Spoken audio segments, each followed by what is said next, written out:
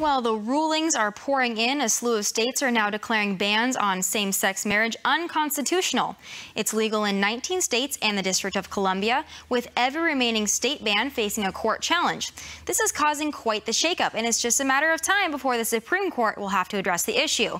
Now, here to weigh in on this controversial subject is the president of San Diego's Log Cabin Republicans, Susan Jester. Thank you, Susan, so much for being here. And the first question I have for you is there such a thing as being a gay conservative? Well, of course there is. You're looking at one. Perfect. I'm so glad to have you. Can you kind of explain what that means to be a gay conservative for those that may not think that that exists? Well, I think the answer to that is gay conservative is no different than Hispanic conservative or African American conservative or white Anglo-Saxon conservative. It doesn't really have anything to do with your sexual orientation. Gay community traditionally, their spokespersons are the left, and a lot of the leadership from the 60s and 70s came from the left movement and the progressive movement. But exit polls show nationally and locally and statewide that about 40% of, anywhere from 25 to 40% of LGBT people vote Republican.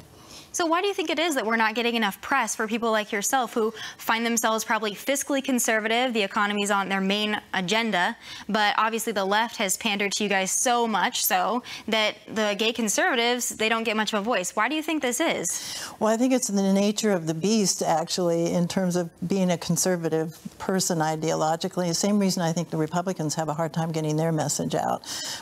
We're just average, folks that think like most average Americans, and it doesn't grab the headlines if we're not throwing ourselves against the White House fence. Well, yeah, the squeaky wheel always seems to get the grease, doesn't it? Exactly. But I have to ask you, so obviously the Republican Party, there are some leaders that are coming out in support of same-sex marriage and being more tolerant. Do you think that the platform of the Republican Party needs to change coming into the midterms and then ultimately the general election?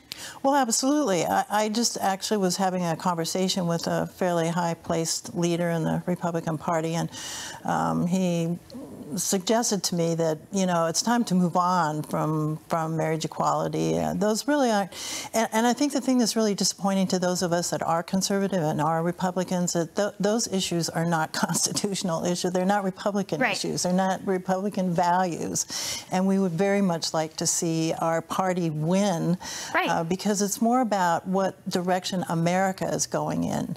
And in order to right the ship, we need to get back to those basic values and market our values, which are winning values in terms of economic freedom and prosperity, to the American public, and get off the social issues that most people really don't care about.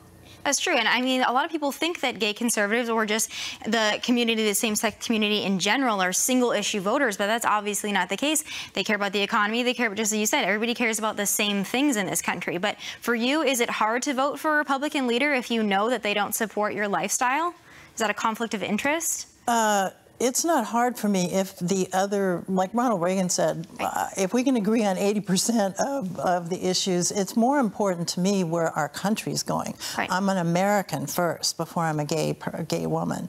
And I care more about what's best for America and what's best for our country and the future of our country, because if that goes down the tubes, then nobody's going to care a whit about gay rights. So I care much more about the economic issues, national security, individual freedom and liberty, and jobs and the economy. And as a senior citizen, I care very much about the economic state of our country. So I really appreciate what you said about being an American first. And I have to ask you, too, with all these rulings coming out, do you think this is going to be an election issue, even though most Americans obviously are concerned about the economy, as you said? Do you think this is going to be parlayed, especially by the left, to turn into a huge campaign issue, especially with all the rulings coming out right now? Yes, I do. I think it can be an issue because the left makes it an issue, and the Republicans allow them to do so instead of talking about, again, the true Republican values and what's good for our country and American exceptionalism.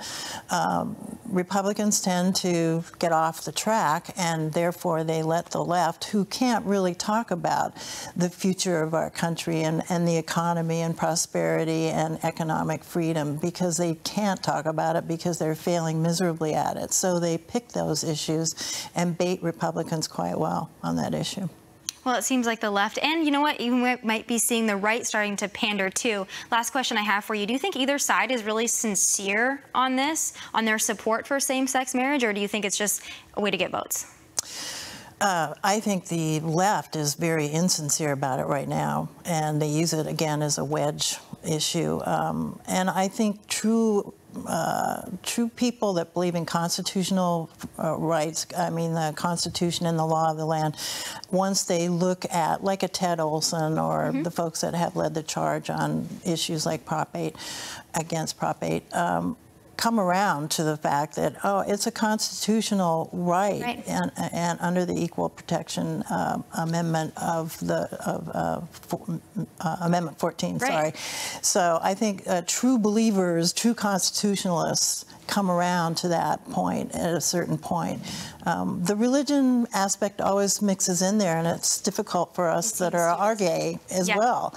But if we're following the law of the land and not our religious beliefs, which is what ultimately I think that's what we need to do. We always need to get back to the Constitution, and like you said, we really need to focus on the issues like the economy, and hopefully we can stay focused on those. But I agree with you. I hope that our party becomes maybe a little bit more tolerant, and we can stop focusing on these fringe issues and get to the core of where our country's really going. Well, they're absolutely going in that direction, and our mayor here is a good example of that. And new generation Republicans like our Carl DeMaio, who's running for Congress here, and others who are they're beginning to open the doors and lead the way. Yeah, we'll have to see how this shapes up. But thank you so much, Susan, for being here. Thank you. And coming